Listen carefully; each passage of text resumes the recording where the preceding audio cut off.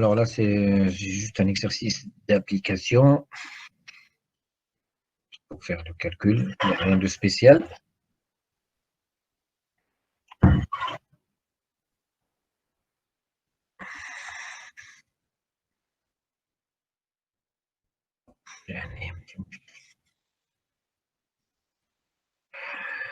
Alors, la température de bruit d'une antenne est 35 Kelvin. L'antenne est connectée à un récepteur adapté ayant une température de système de 100 Kelvin.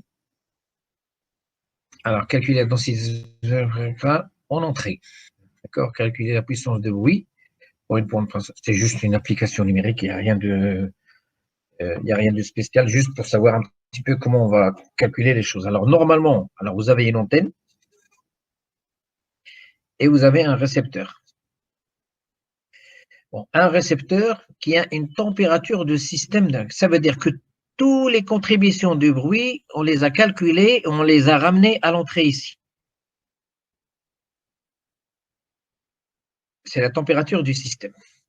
Les bruits des amplificateurs, des filtres et tout ça, là, on l'a ramené à l'entrée, voilà ce que ça fait. Et donc, bien sûr, vous avez une température d'antenne qui est captée. Et bon, généralement, bien sûr, avec la température d'antenne, il vient également le signal d'entrée. D'accord?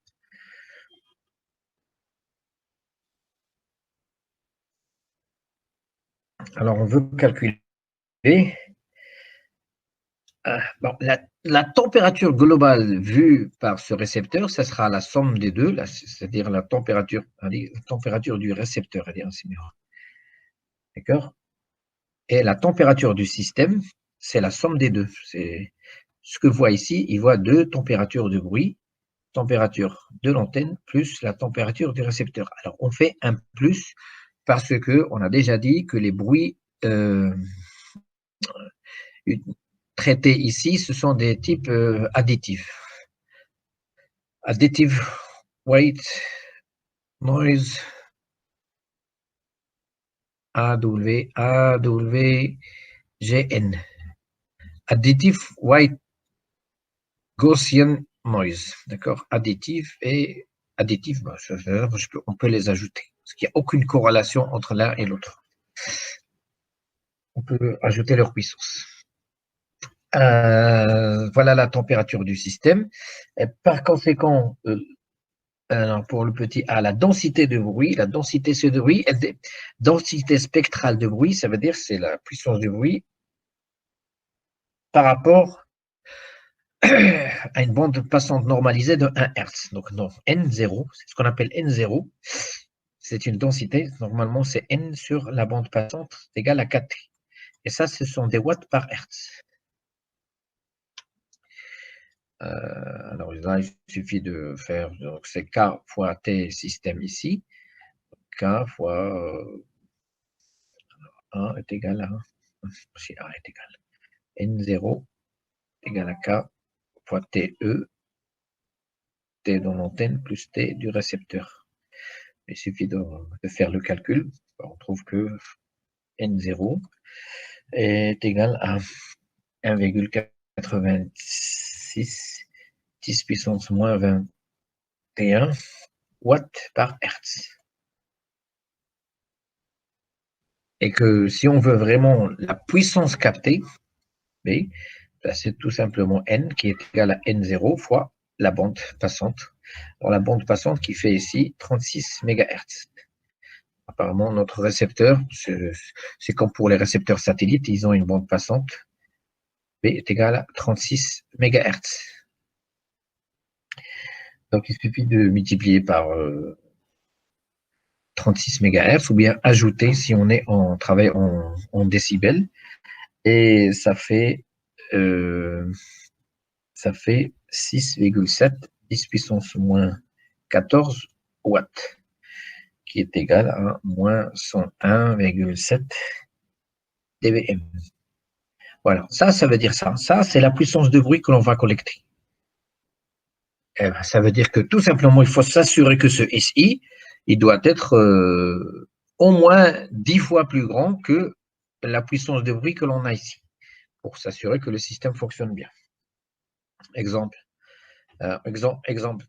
exemple, alors si on veut un rapport C sur N est égal à 10 dB, c'est-à-dire si c'est requis par le récepteur, il faut 10 dB, donc il faut que C est égal à N, est égal à 10 plus moins 101,7 dBm. Il faut que la puissance de la porteuse soit égale à moins 91,7 dBm. Voilà. Vous devez faire votre calcul pour s'assurer qu'au niveau de la réception, vous garantissez un C est égal à une porteuse qui est égale à moins 91. Pour calculer la porteuse, bien sûr, maintenant vous connaissez, il y a la loi de Friis, hein, pour calculer la puissance reçue. C'est ce qu'on a calculé ici. Puissance reçue, on a dit que est égal à C dans ce cas, égal à la puissance de l'émetteur, plus le gain du récepteur, moins les pertes. Donc, c'est à vous de voir s'il vaudra augmenter la puissance de l'émetteur ou les gains, ou bien réduire la distance entre l'émetteur et le récepteur pour garantir le C recherché. Bien. Alors, on passe à l'exercice suivant.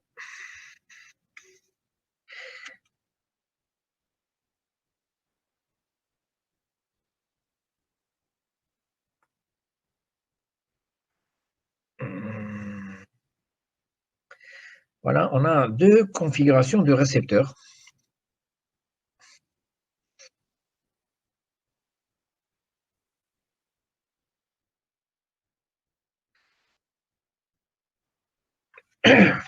Alors, soit les deux configurations A et B de système de réception ci-dessous. Alors, le facteur de bruit F du récepteur est de 12 dB. Le facteur de bruit F du récepteur, voilà le récepteur, 12 dB. Alors, les pertes du câble L, alors la différence c'est quoi? Une fois on a le câble entre l'amplificateur fait le bruit et le récepteur, et une fois on a le câble, d'abord le câble, puis après l'amplificateur fait le bruit, le LNA, et le récepteur.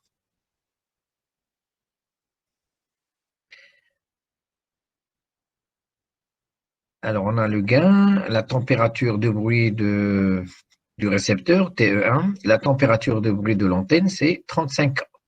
Alors, calculer la température de bruit mesurée à l'entrée dans les deux configurations, A et B, et commenter. C'est-à-dire, on voudrait savoir quelle est la température de bruit ici et ici, à l'entrée, dans les deux configurations. D'accord? Bon, alors, à chaque fois qu'on a une configuration comme ça, il faut faire le schéma équivalent. Alors, le schéma équivalent, par exemple, on va prendre la configuration A. Alors, le schéma équivalent, on a une température d'antenne, c'est-à-dire un certain bruit qui est ramené par l'antenne. Alors, l'amplificateur, qu'est-ce qu'on va faire? On va le modéliser par quelque chose qui a un certain gain G1 et qui a une température et qui introduit une température TE1. Voilà. Alors, le câble, c'est un atténuateur et que l'on va modéliser par un gain G2 qui est égal à 1 sur L et qui a une température de bruit T de la ligne. Alors, à quoi est égale cette température? On vient juste de voir tout à l'heure que tout simplement à la température T0, facteur, normalement, c'est de F moins 1 et F est égal à L dans ce cas-là. C'est un atténuateur, donc il est traité comme quelque chose qui atténue, donc son facteur de bruit est égal à L. Donc, son schéma équivalent, c'est ce qu'on vient de voir tout à l'heure, ça sera ça. Et finalement, on a également un dernier étage qui est par la température du récepteur, qui est normalement, qui est tout simplement, qui est égal à T0, facteur du F du récepteur, moins 1. Et ici, vous avez le récepteur.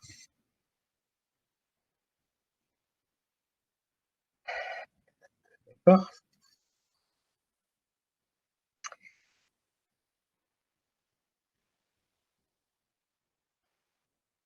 Alors, quelle est la température globale vue à l'entrée ici? Voilà ce qu'on voit. Alors, normalement, vous avez tout ça. C'est ce qu'on appelle le récepteur, le système de réception. Alors, quelle est la température? Alors, normalement, la température du système, c'est quoi? Ça sera la température de l'antenne plus la température du. Bon, je ne veux pas confondre des Rx. Allez, hop, je vais mettre TR, tout simplement, de tout ce récepteur. Alors, la température du récepteur, on vient de voir dans le cours. Alors, comment calculer la température globale d'un système comme ça? Alors, la température du récepteur, normalement, est égale à la température du premier ampli, TE1, plus la température du deuxième sur le gain du premier, plus la température du troisième sur le produit des gains du premier deuxième, donc ça sera G1, normalement fois G2, donc comme G2 est égal à 1 sur L, c'est ça, plus, normalement, les autres ne commencent pas à intervenir pour la simple raison que seuls les premiers étages interviennent. Dans le calcul, le reste, ça va devenir des epsilon. Alors, la température du récepteur ici, ça sera quoi? Alors, TE1, c'est la température de. TE1, c'est la température de l'amplificateur fait bruit. Alors, est-ce qu'elle est donnée? La température de bruit de l'antenne du récepteur, c'est 12. Alors, la température TE1, elle est là, 150 K. Alors, celle-là, donc ça va être 150 K. D'accord? Plus, alors la température de la ligne, il faut faire ce calcul. Celle-là, température de la ligne, ça sera quoi? Température de la ligne, c'est combien? 290 sur l'atténuation. Alors, combien il atténue ce câble?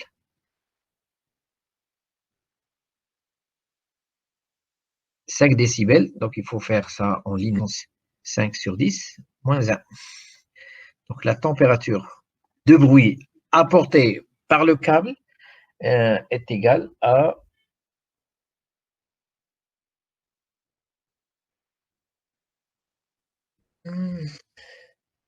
624, 626, 626,4 Kelvin. Si on fait le calcul, il faut faire le calcul. Alors ça fera donc 626,4 sur le gain du premier amplificateur. Le gain du premier amplificateur,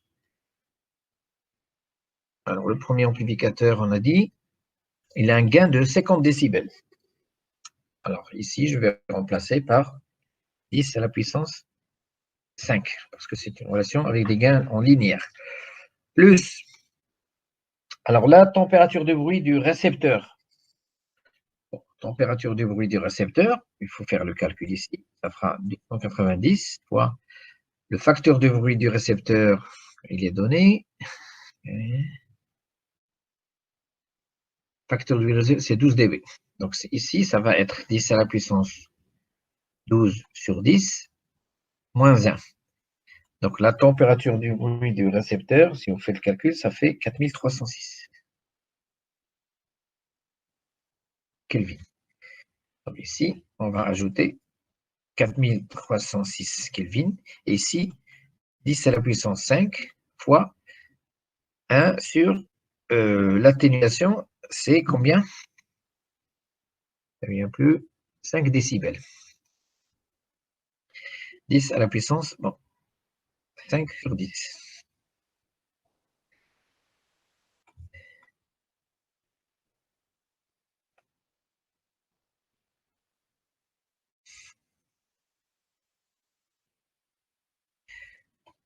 Voilà. Plus, alors normalement, les autres étages n'interviennent presque plus parce que tout est divisé par les différents gains. Donc finalement, je trouve la température des récepteurs, ça sera donc 150 K, plus dans celle-là, déjà, ça va être Ça fait combien? Déjà, celle-là, c'est 0,003 plus 0,136, et ainsi de suite. Donc, vous voyez bien que la température du récepteur, elle est surtout définie par la température du premier amplificateur. C'est pour cela qu'on essaye toujours de mettre un amplificateur qu'on appelle low noise amplifier, euh, très bonne température de bruit, c'est-à-dire la plus réduite possible. Et le deuxième étage est divisé par le gain du LNA. Donc on doit avoir le gain le plus grand possible pour que toutes ces chaînes n'interviennent presque plus. Donc finalement, qu'est-ce que je capte, qu'est-ce que j'ai comme température du système total, qui est égale à la température de l'antenne plus la température du récepteur? Je trouve à peu près 100. C'est surtout à peu près est égal à 185 K. Donc c'est presque, ça c'est 35 et ça c'est 150. Bon, j'ai négligé tout ça. Donc ça fait à peu près 185 K. Donc ça c'est ce qui va définir la puissance de bruit que je vais avoir à combattre avec mon signal pour pouvoir décoder correctement mon signal. Alors si je fais la configuration B,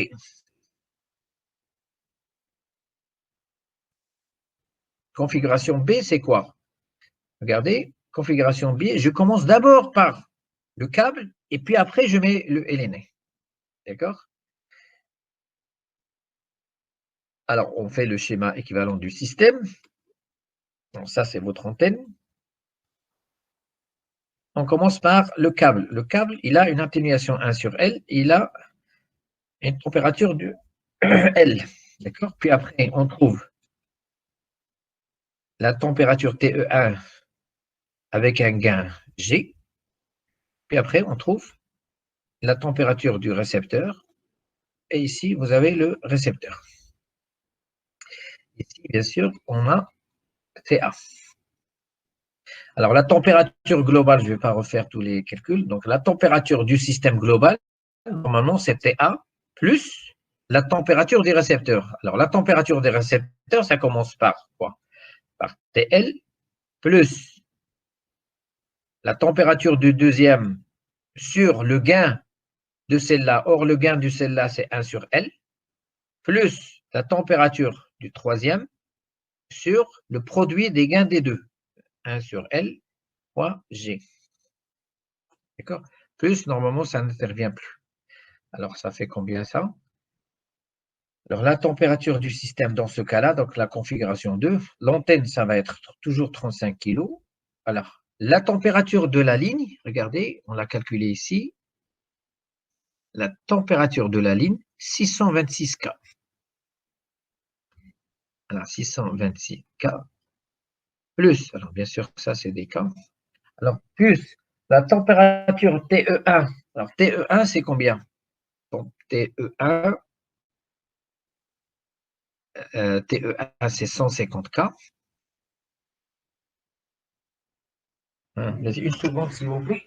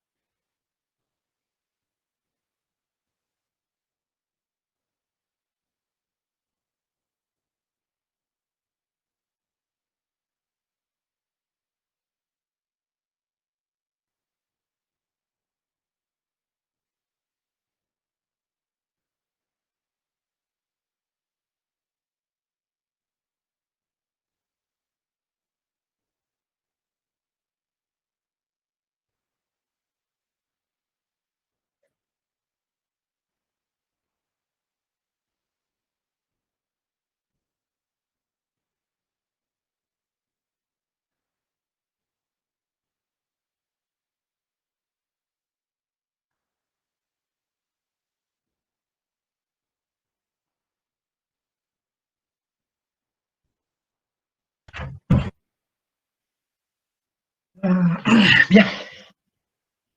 Et alors, 1 sur L, regardez, 1 sur L, ça devient ici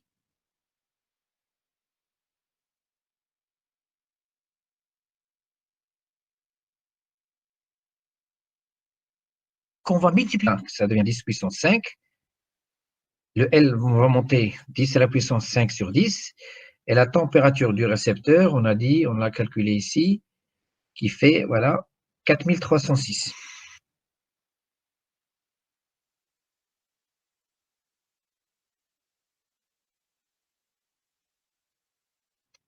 Ben, regardez, la température du système maintenant, c'est devenu 36, plus ça, plus ça, plus ça.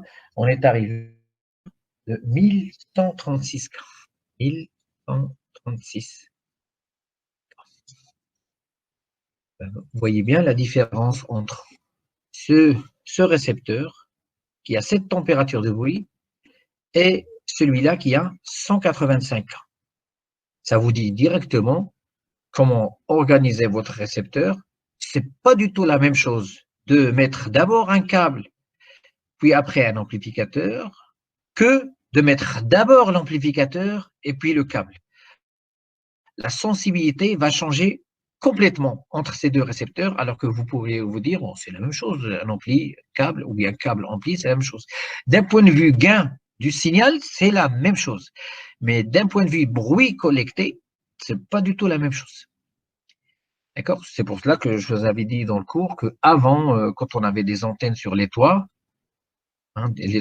sur les toits des maisons, d'accord, on mettait l'amplificateur directement ici. Et c'est après que vous avez le câble qui va jusqu'à chez vous.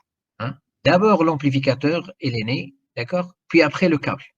Parce que normalement, quelqu'un d'autre aurait pu vous dire, c'est pas la peine de se casser la tête. On met d'abord le câble, puis après on met l'amplificateur ici, puis après le TV qui est le récepteur RX. Mais c'est pas du tout la même chose. D'un point de vue, oui, vous avez un système beaucoup moins sensible que ça. D'accord? C'est pas du tout la même chose. Donc toujours faut éviter de mettre une atténuation à l'entrée de la ligne, juste après l'antenne. Donc juste après l'antenne, évitez de faire une atténuation.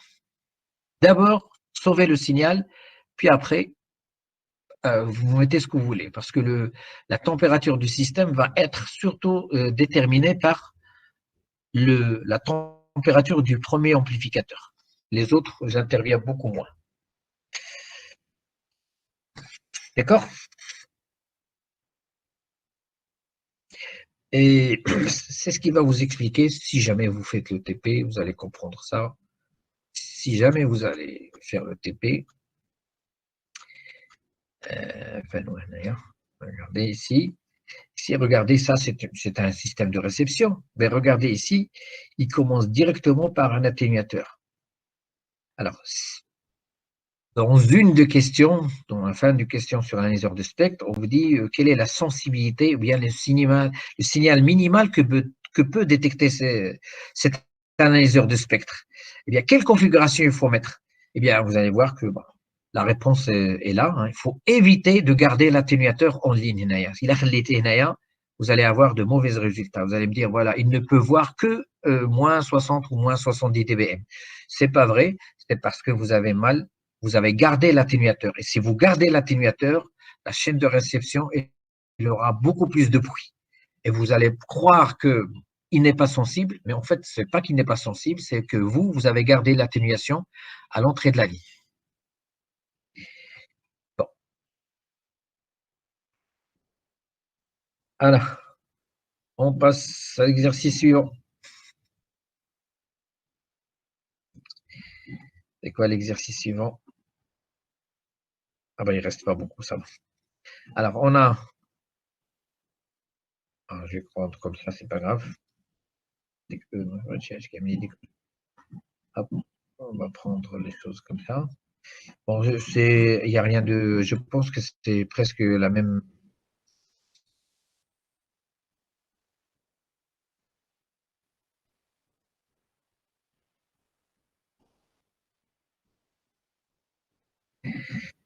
Hop, hop. On a un système de réception classique, toujours un mélange. Alors celui-là, il est bon, hein, parce qu'il commence par quoi? Vous avez une température d'antenne, 60 K, commence directement par un amplificateur faible bruit, et c'est après qu'on met la ligne, d'accord? C'est comme pour votre directement sur la tête de parabole. Sinon, on aurait pu se dire, allez, on ramène le câble, puis après, on met la tête de parabole à l'intérieur. Non, ça ne va pas marcher, ça va être catastrophique. Pour deux raisons. D'abord, parce que le câble va devoir fonctionner à 12 gigas, c'est pas possible. Et en plus, parce que les pertes vont être avant l'amplification. Et ça, c'est mauvais. Donc là, on a un système de réception classique. Et on dit calculer la température de bruit du système de réception au point de référence, c'est-à-dire à ce niveau-là. On supposera que tous les circuits sont à température de référence 290, c'est-à-dire, bon, pourquoi? Parce que celui-là, quand on va calculer sa température de ligne, elle doit être égale à sa température physique, facteur de L-1. Et quelle est la température de celui-là? Les circuits sont à la température de référence, c'est-à-dire tout ce système, il baigne dans un système où il y a une température qui est égale à 290 grammes. D'accord. Bon, alors, ici, il n'y a pas trop de... J'utilisais tout simplement l'équation qui vous dit que la température d'un récepteur, à chaque fois que vous avez, on a dit, un système, si vous avez des blocs comme ça, en cascade, chacun défini par un gain, G1 et température T1, G2, T2, G3, T3, et ainsi de suite, vu d'ici, hein, on ramène toutes les contributions futures, on les ramène ici de température et on va dire que la température du récepteur, c'est quoi? C'est la température du premier, plus la température du deuxième sur G1, plus la température du troisième sur G1, G2, plus la température du quatrième sur G1, G2, G3, et ainsi de suite. Alors, plus, bien sûr, on a la température d'antenne. D'accord? Donc, par conséquent, la température du système total, ça sera la température de l'antenne plus la température du récepteur. Donc, tout ce récepteur, on fait en sorte comme s'il a une température équivalente, TR. Et ici, on a une température de l'antenne. Et ici, le récepteur. Quand on vous donne la température des récepteurs, ce n'est pas la peine d'aller juste à l'intérieur, parce qu'on s'en fout des gains et tout ça, parce qu'on vous a déjà donné tout ce qui va se passer à l'intérieur, on l'a ramené à l'entrée. Donc, il suffit de travailler juste à ce niveau-là. C'est-à-dire, il faut faire le rapport C sur N à ce point de référence. Bon, ce n'est pas la peine de faire le calcul. Je pense que la température du système, alors la température de l'antenne, c'est 60, plus la température du récepteur, on commence par la température du premier, du LNA, c'est celui-là. Alors, il fait 438,4, parce que le premier, on vous a donné quoi? On vous a donné son facteur de bruit, et non pas sa température. Bon, si on vous donne son facteur de bruit, il n'y a pas de problème. La température T de LNA, c'est quoi? C'est d'abord, c'était 0, le facteur de bruit, moins 1. Le facteur de bruit, ici, ça sera 10 fois NF sur 10 pour le ramener en linéaire, moins 1 est égal à ce que vous avez ici, 438,4 Kelvin. D'accord? Alors, plus, alors après, vous avez la ligne. Ça, c'est la ligne. Hein? Alors, on a déjà donné son schéma équivalent, c'est ça. À chaque fois que vous avez une ligne, il faut la remplacer par ça. D'accord? Bon, je ne vais pas faire les calculs. Si vous faites tous les calculs, vous allez trouver la température du système qui est égale à 509,6. Et d'ailleurs, sans trop vous casser la tête, c'est presque la somme des deux premiers. Parce que tout le reste va être multiplié, divisé par des gains. Ici, ça divise par G1, ici G1, G2, ici G1, G2, G3. Donc, généralement, c'est presque la température du récepteur est égale à presque à la température du LNA que vous avez ici. C'est pour cela que même dans le cours, si je me souviens, est-ce que c'est dans le cours des antennes? Voilà.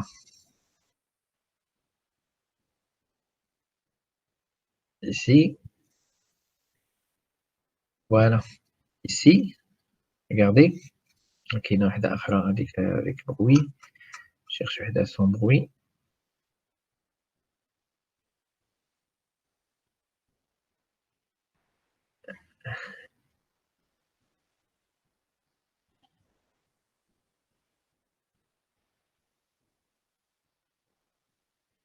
Voilà, c'est là. Hein, vous voyez? Alors, ici, vous avez un système de réception. Hein, vous avez la température de l'antenne. Ici, c'est si jamais vous avez une ligne de transmission, donc c'est mineur. Puis après, vous avez le Helena. Le Helena, c'est-à-dire, bon, généralement, la température système, on ajoute juste le Helena parce que toutes les contributions qui vont venir ici sont négligeables par rapport à ça.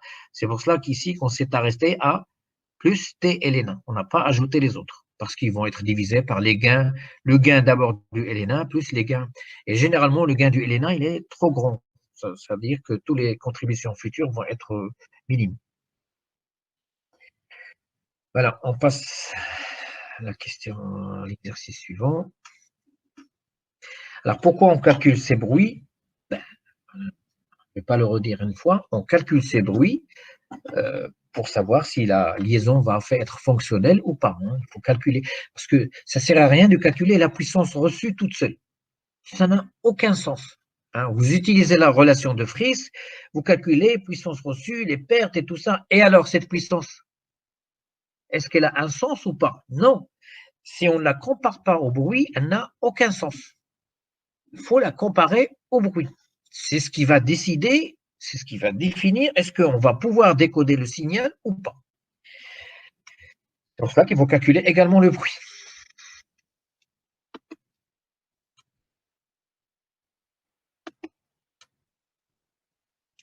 Bien. Alors, on passe à l'exercice suivant. Voilà. Deux cas où l'antenne soit regarde la pluie ou bien regarde le soleil. Voilà, comme ça, vous aurez une vue vraiment générale de tous les cas possibles que l'on pourrait avoir dans les communications par satellite ou terrestre, ou tout ce que vous voulez. Alors ici, qu'est-ce qu'on a? On a dans les conditions Monsieur, claires. s'il vous plaît. Oui. Monsieur, pourquoi pour l'atténuateur, on considère toujours que les résistances de l'atténuateur, monsieur, qui est à l'intérieur, monsieur, ils ont la même température que la température de bruit entrant. Non, parce qu'ils sont vraiment à la même température ambiante. Ils sont, Monsieur, on peut pas. Monsieur, même sauf si vous les chez câble. refroidissez. D'accord. Sauf si vous refroidissez. Vous pouvez les refroidir et dans ce cas-là, la température de cet atténuateur sera non pas T0, facteur de l'atténuation moins 1, sera X. Ça sera exactement le cas ici. Maintenant, c'est ce qu'on va exactement utiliser ici. Parce que ici, on va avoir l'atténuation sera causée par la pluie. Et la pluie n'est pas vraiment à 200. Voilà. Là. Ici, la température de pluie vous donne, elle est à 290 K. 280 K. D'accord? Donc, tout dépend de la température du corps que votre antenne est en train de regarder. Si jamais c'est une température énorme, donc le bruit sera énorme. Si c'est parce que ça vient de l'agitation thermique. L'agitation des différents électrons qui sont à l'intérieur est proportionnelle à la température. Plus la température est grande, plus ils vont s'agiter beaucoup, plus vous allez collecter plus de valeur de bruit, de tension de bruit. D'accord? Physiquement, c'est ça. C'est l'agitation thermique qui fait le bruit. Les réseaux dissipatifs, c'est-à-dire quand un réseau dissipatif, c'est un réseau qui absorbe d'une énergie. Et quand il absorbe une énergie, forcément, il va se chauffer. D'accord? Donc, plus il absorbe, plus il se chauffe, plus il va être vu comme un système avec une température de bruit beaucoup plus grande. C'est bon. D'accord, merci monsieur. Alors ici, nous avons une communication par satellite, d'accord? Et on reçoit, on a un récepteur ici. Et à ce niveau-là, j'ai un rapport C sur N est égal à, par temps clair, c'est-à-dire il n'y a pas de pluie, il n'y a rien, de 20 décibels. C'est un très bon rapport, tout le monde est content. Bien.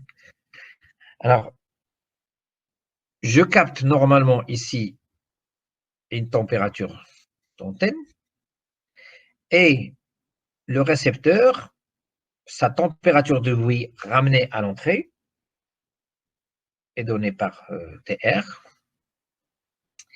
Et on vous donne la température de bruit du système. Alors, quand on dit système, ça se réfère aux deux. La température du système, c'est la température de l'antenne plus la température du récepteur. La température du système, c'est ce qui va calculer, c'est ce qui va nous permettre de calculer le bruit. Le bruit NI, qui est, qu'on l'on va injecter ici, ou bien N reçu, c'est carrément, c'est toujours K fois la température du système fois P. C'est comme ici. Hein, c'est la température du système. Elle inclut la température de l'antenne plus la température du récepteur qui est égale ici à la température du LNA.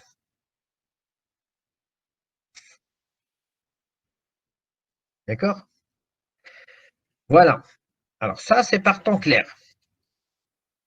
À un moment, qu'est-ce qui se passe? Il commence à pleuvoir. Alors le récepteur, il ne va pas changer. La température de son bruit ne va pas changer, parce que le récepteur il est à la maison, il est bien à la même température, rien ne se passe. Par contre, il y a apparition de pluie et ça cause une atténuation. Alors, maintenant, ce qui va se passer, c'est que au lieu d'avoir simplement la température de l'antenne, on va également recevoir la température vue par l'antenne de la pluie. D'accord? Donc, on aura deux températures au récepteur. Ça, c'est la première conséquence. Deuxième conséquence, c'est que avant, ici, je recevais un signal C, carrier. Maintenant, au lieu de recevoir C, parce que j'ai une atténuation de pluie, le signal il vient d'ici, il va passer par la pluie, il va être atténué, je vais recevoir ici, je vais recevoir C sur l'atténuation causée par la pluie. D'accord? Donc vous voyez bien que la pluie a causé deux choses. Premièrement, elle a réduit la puissance du signal. Voilà. Deuxièmement, elle a augmenté la température du bruit du récepteur. Bien. Alors, donc, par temps de pluie, bon, je réexplique tout ça, mais normalement, j'aurais pu simplement vous prendre la relation, vous dire, voilà la relation qui existe dans le cours, je me vois ça. Donc, mais j'essaye de réexpliquer parce que la dernière fois, j'étais un petit peu rapide vers la fin du cours. C'est pour ça que je voudrais expliquer plus lentement. Voilà, la pluie et la pluie. Voilà. Normalement, j'aurais pu simplement calculer la température du système par temps de pluie, j'applique cette relation, puis après, on s'en sort. Non, je vais réexpliquer, comme ça, c'est bien clair. Alors, par temps de pluie, alors, C par temps de pluie, c'est quoi? C'est C par temps clair sur l'atténuation de la pluie. Et le N par temps de pluie est égal, normalement, K fois, maintenant, ça sera quoi? T de pluie plus la température de l'antenne plus la température du récepteur. Donc, voilà les changements par rapport à tout à l'heure. Tout à l'heure, on avait C et K facteur de TA plus TR, récepteur. Maintenant, on a K facteur de TP plus TA plus TR. Alors, donc partant de pluie, le rapport C sur N partant de pluie est égal à quoi? Est égal à C sur A de pluie. C'est de tout à l'heure. Hein? C par temps clair. Allez, sur K, facteur de T pluie plus T antenne plus T du récepteur. Tout ça fois la bande passante B. Alors ici, pour se ramener à la température, au bruit qu'on avait ici par temps clair, qu'est-ce qu'on va faire? On va tout simplement, on va faire en sorte que c'est C sur A pluie, sur K, on va factoriser par ce qu'on avait quand on avait un temps clair. Quand on avait un temps clair, on avait T antenne plus TR. T antenne plus TR. Alors de tout ça, alors ça sera facteur de 1 plus T pluie sur T antenne plus TR. Tout ça, il faut multiplier par la bande P. Alors si je fais ça fois ça, ça me donne exactement ça. D'accord? TA plus TR, ça va venir ici. Et TA plus TR, ça va simplifier, ça va donner TP. D'accord? Bon, ben, alors, maintenant, si je rassemble, alors le C, Hada,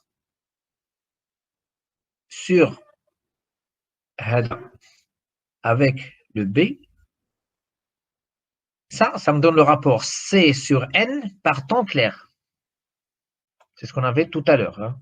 C'est égal à, alors, est égal à C sur N par temps clair sur, alors A, qui est l'atténuation de pluie, facteur de 1 plus T pluie sur, alors TA plus TR, c'est la température du système par temps clair.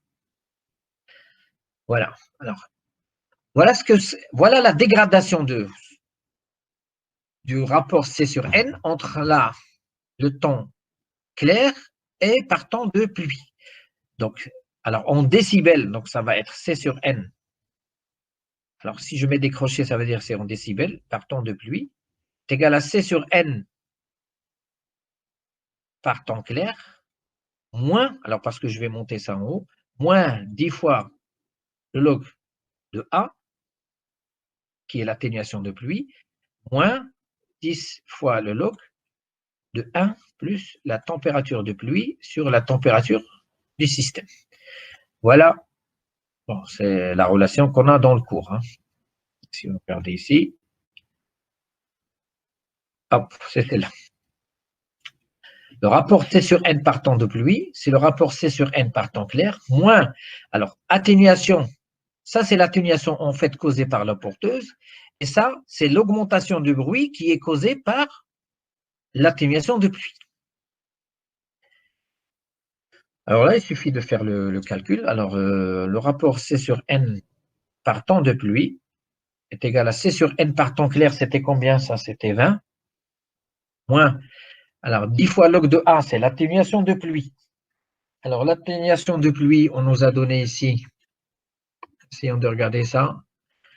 L'atténuation par temps de pluie, on doit tenir compte d'une atténuation de 1,9 dB. Et on prendra une température moyenne de pluie de 280. Alors, donc ça sera 1,9 décibels. D'accord? Moins 1,9 décibels. Moins 10 fois le log de 1 plus. Alors, la température de pluie, c'est ce qu'on nous a donné. Hein, c'est 280 Kelvin sur la température du système, c'était combien? 400. Non, elle a dit la température moyenne de pluie. Attention, attention. C'est pas, elle a dit sa température de pluie, elle est donnée par la température de la pluie effective. Vue du récepteur, il faut utiliser cette relation. Voilà, il faut utiliser cette relation. Elle dit. Je ne sais pas aujourd'hui, Gini, mais rien.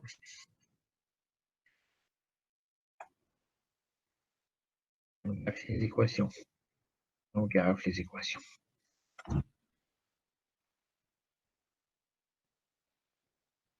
Voilà, la température de pluie qu'on va mettre ici, c'est la température moyenne de pluie, d'accord? Et celle-là, c'est 280. Hein, donc ça, il faut remplacer. Donc la température de pluie, c'est 280, facteur de 1 moins 1 sur l'atténuation de pluie, c'est 10 puissance 1,9 sur 10 pour la ramener en linéaire. Alors si vous faites ce calcul, ça va vous donner 99,2 Kelvin. Donc ici, ça sera 99,2 Kelvin. On a dit c'est des Kelvin. Donc finalement, voici le nouveau rapport C sur N par temps de pluie. Vous faites ça, moins ça, et vous trouvez que ça fait 17,13 décibels. C sur N par temps de pluie. Donc vous voyez bien que, en fait, on a été gentil parce qu'on a comptabilisé qu'une atténuation de 1,9 décibels de pluie. Généralement, c'est un petit peu beaucoup plus. Par conséquent, vous voyez que bien que votre rapport C sur N, il se dégrade. Et si jamais il se dégrade beaucoup, ben vous pouvez rapidement perdre le signal. C'est ce que j'avais mis, si vous revenez au cours, c'est pour vous comprendre un petit peu.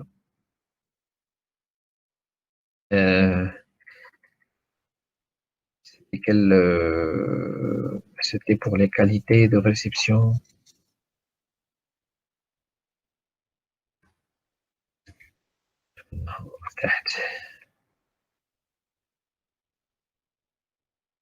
Voilà.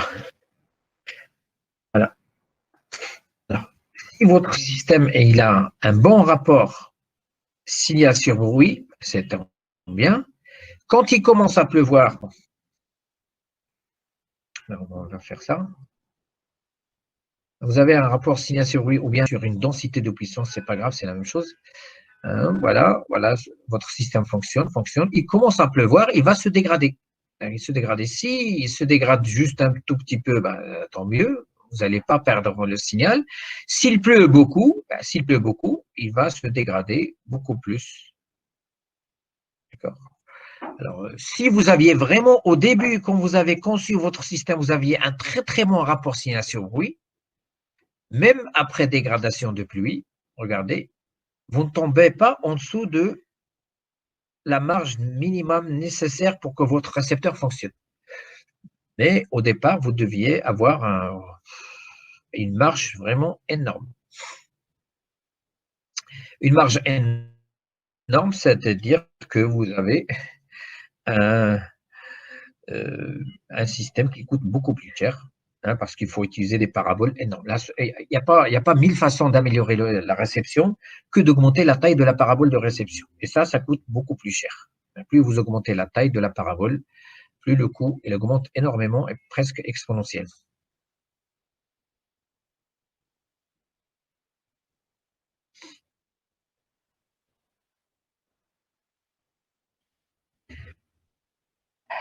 Voilà. Donc, voilà à quoi il faut s'attendre si jamais votre antenne commence à pleuvoir. Bon, comme je vous ai dit, j'ai été gentil en faisant juste 1,9 dB. Normalement, ça va jusqu'à 5 ou quelque chose comme ça. Et 5 en atténuation de pluie, mais quand vous ajoutez, parce qu'il n'y a pas que l'atténuation de pluie, il y a ça, plus ça. Donc, on arrive à 7-8 dB. Facilement, votre marge qui est à la maison, elle ne fait pas vraiment 7-8 dB de marge, donc automatiquement, vous perdez le signal. Sauf si vous avez une grande parabole. Alors, on passe au dernier exercice. Bon, je pense qu'il est dans le cours, donc ce n'est pas la peine de...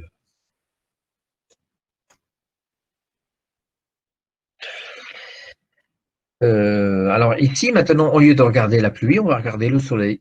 Alors, on vous dit que déterminer l'accroissement de température delta T. De combien va augmenter delta T?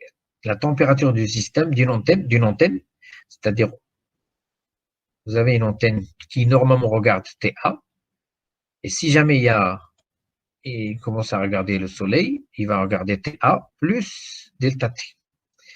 Alors, déterminer l'accroissement de température delta T d'une antenne qui a un rendement de 60% et un angle d'ouverture à 3 dB de 4 degrés durant la conjonction avec le soleil, c'est-à-dire quand elle va commencer à voir le soleil, pour un récepteur qui fonctionne à 3 GHz. D'accord. Alors là, il n'y a pas de miracle. Il faut juste regarder dans le cours. Il y a une relation qui vous dit ça.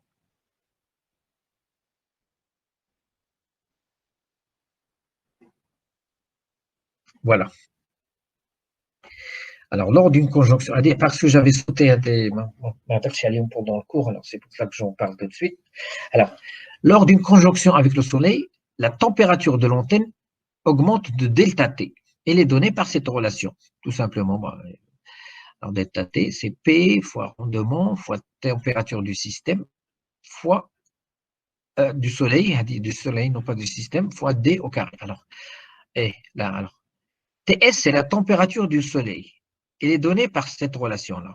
Température du soleil, c'est 0,12 10 puissance